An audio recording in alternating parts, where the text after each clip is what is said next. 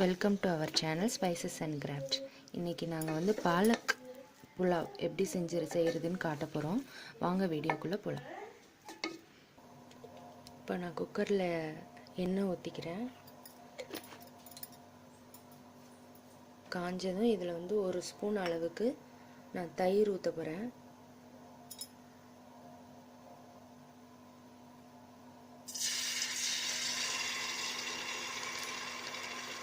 எண்ணெய் ரொம்ப காய வேண்டாம், காயனா அப்புறம் தயிர்லாம் அப்படி வெடிக்க ஆரம்பிச்சிடும். நம்ம கொஞ்சமாக சுட்டதுக்கப்புறமே ஊற்றினா தெரிக்காமல் இருக்கும்.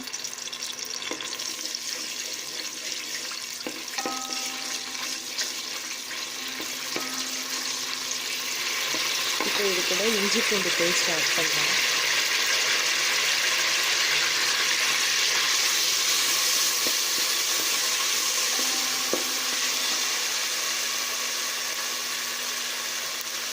இது கூட அரைச்சி வச்ச பச்சை மிளகாய் போட்டேன்.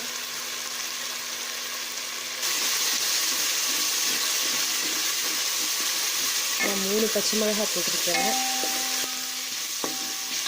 இப்போ இது கூட நான் ஸ்லைஸ் பண்ணி வச்ச ஆனியன் போடுறேன்.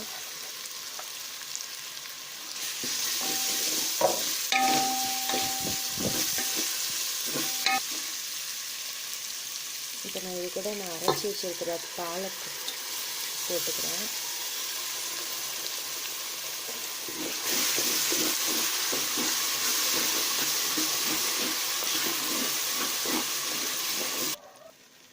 உப்பு தேவையான அளவு, கரம் மசாலா. ஆக்சுவலாக ஸ்டார்டிங்கில் இந்த ஹோல் மசாலா, பட்டை, கிராம்பு அதெல்லாம் போடுவாங்க. எங்கள் வீட்டில் யாருக்குமே அந்த அப்படியே போட்டு அது வாயில் வந்துச்சுன்னா சாப்பிடவே பிடிக்காது அவங்களுக்கு. அதனால் நான் கரம் மசாலா மட்டும் கொஞ்சம் ஜாஸ்தி போட்டுப்பேன்.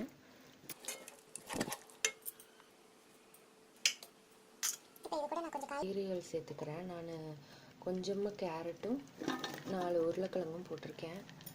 நீங்கள் இது கூட பீன்ஸு அதெல்லாம் கூட சேர்த்துக்கலாம். கொஞ்சம் பட்டாணியும் சேர்த்துக்கிறேன்.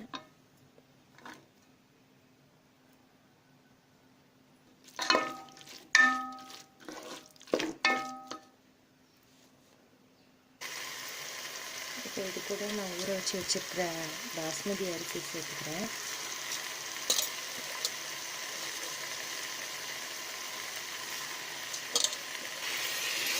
நல்லா மிக்ஸ் பண்ணிக்கலாம்.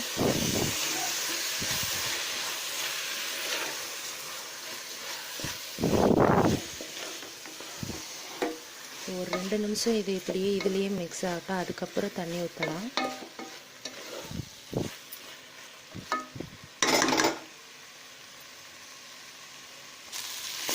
இப்போ 2 நிமிஷம் ஆயிடுச்சு.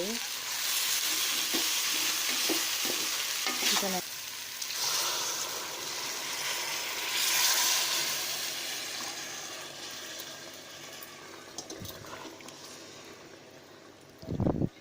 1 கப் அரிசிக்கு 1.25 தண்ணி அந்த மாதிரி எடுத்துருக்கிறேன்.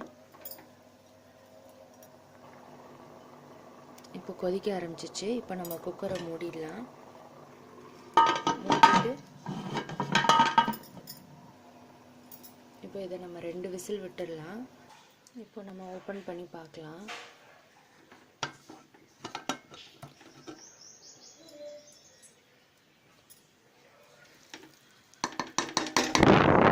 நல்லாவே வெந்துடுச்சு.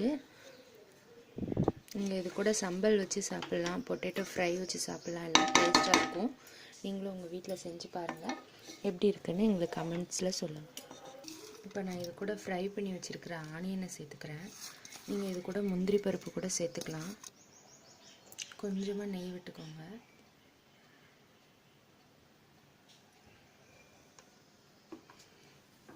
என்கிட்ட கொத்தமல்லி இலை இல்லை, நான் அதனால் போடல. நீங்கள் அதை கூட போட்டுக்கலாம்.